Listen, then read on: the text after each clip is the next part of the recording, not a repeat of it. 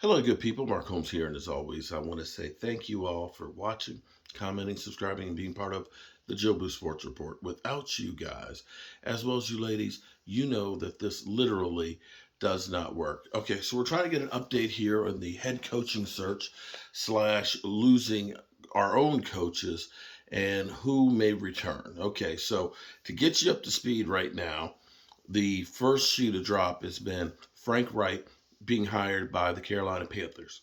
That one's interesting because Kellen Moore allegedly had a great interview first time. He did a second interview, and they said it was a tough choice between Kellen Moore and Frank Wright. Okay, so there's that situation.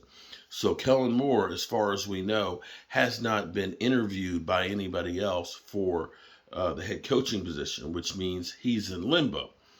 We know Dan Quinn has interviewed with the Arizona Cardinals, the Denver Broncos, and the Colts.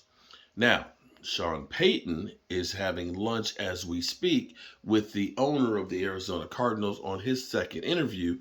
Dan Quinn had his second interview yesterday. Um, I don't know how that one's going right there, but seems like Sean Payton has he's liked the idea of being the coach in Denver, but believes it'll be a power struggle in Denver with the ownership group, in which case he's kind of annihilated those people, so Denver does not really want to be there. Jane Slater's reporting that there's been no talks between the Cowboys and the Saints as far as compensation or with Sean Payton, that there's no, at the moment, there's no talk of Mike McCarthy being fired and trying to get Sean Payton, contrary to popular belief. Okay, so we have those situations. Now, as far as the Denver Broncos, allegedly, DeMeco Ryans is the guy that they're focused on, and it's believed that they actually have pretty much ready to sign him as the head coach, but don't want to until after the San Francisco 49ers season is over, which means then Dan Quinn has also interviewed for the Colts job. The interesting piece on the Colts job is he's done a second interview with them, but it seems like Jeff Saturday, the ownership wants Jeff Saturday to be the coach because that's his drinking buddy and somebody he feels comfortable with and figures if we give him enough help, that he can be the head coach and my drinking buddy. So if you're looking at all this, you're looking at this and saying, where does Dan Quinn fit in? It may be like musical chairs where we've gone through and Dan Quinn is left standing. Not that that's necessarily a bad thing for Dan Quinn. I believe Dan Quinn's stock is going to remain high if he returns to Dallas. If he returns to Dallas and continues to do exactly what he's been doing with the Dallas Cowboys defense. That's if he wants to return to Dallas. Now, let's look at what the Cowboys are doing as far as their assistant coaches. Typically, when a coordinator leaves, they take some of their coaching staff with them. Or if you know your coordinator is leaving, a lot of times the guys won't come back because they figure there's going to be somebody new here.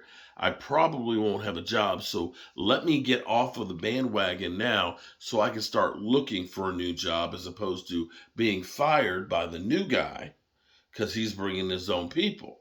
So this kind of says that the Cowboys are planning on not having Kellen Moore and Dan Quinn.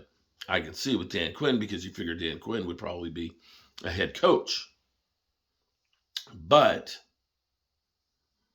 it may end up being, if you're looking at how this is going, that maybe Dan Quinn does not get a head coaching job this time. I'd love to have Dan Quinn back. I think Kellen Moore, on the other hand, it's time to move on. Now, these things are funny. These things are funny because I thought actually I saved it. I guess I didn't. I was reading an article. Um, Here it is. I love this. I absolutely positively love this. NFL executive calls perfect destination for Aaron Rodgers is the Dallas Cowboys. Let me give you the reason why. Or let me read you the article here, okay? There's going to be a lot of questions for the Dallas Cowboys to answer this offseason. After another disappointing performance in the playoffs, something will have to give in Dallas over the next few months. The Cowboys haven't won a divisional round game since their Super Bowl victory in 1995.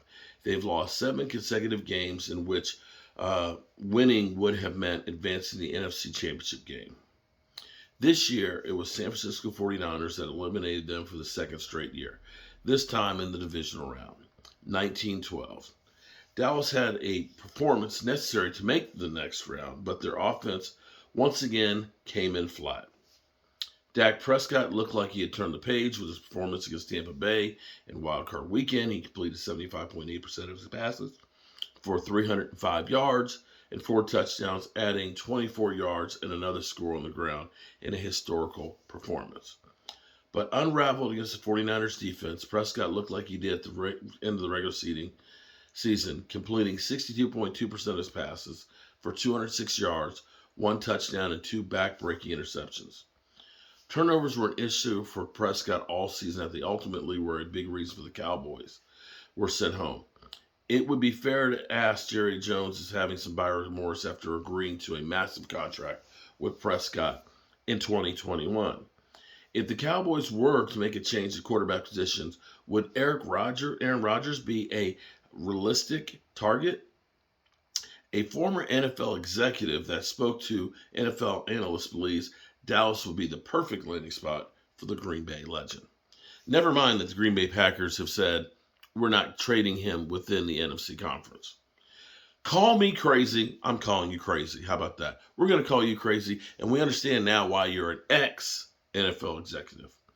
But if the Cowboys were to move on from Dak Prescott to Aaron Rodgers, they would win the Super Bowl. They're the perfect destination for him. Because, why? Because Aaron Rodgers wins Super Bowls every year? There has been speculation that Rodgers could be on the move this offseason. The Cowboys haven't been mentioned as a landing spot, but that was before Prescott laid another egg in the postseason. Adding Rodgers is kind of star-studded move the Joneses and the Cowboys have always tended to make. If they're going to move on for Prescott, it would be for a veteran like Rodgers' caliber that believe will get them over the hump in the playoffs and closer to the Lombardi Trophy. The Cowboys don't make big moves, so I'm trying to understand where it is that this is the Cowboys, are making all these big moves. Because if the Cowboys had made big moves on, say, I don't know, wide receiver this year, maybe they would have, been okay. But mind you, as they talk about this, now again, I know you haters out there saying, how dare you talk about Aaron Rodgers? Of course Aaron Rodgers will bring us the Super Bowl. Aaron Rodgers is done. Okay? We're talking about Dak Prescott, okay, against the San Francisco 49ers, the best defense in football. Aaron Rodgers playing against the Lions. The Lions defense. Last game of the year. 63% completion percentage. 205 yards. 1 TD. 1 interception. A total of 16 points. 83.1 rating. On the season. Aaron Rodgers. 26 TDs. 12 interceptions. 3,600 yards, a 91 rating. Some of the lowest numbers of his career.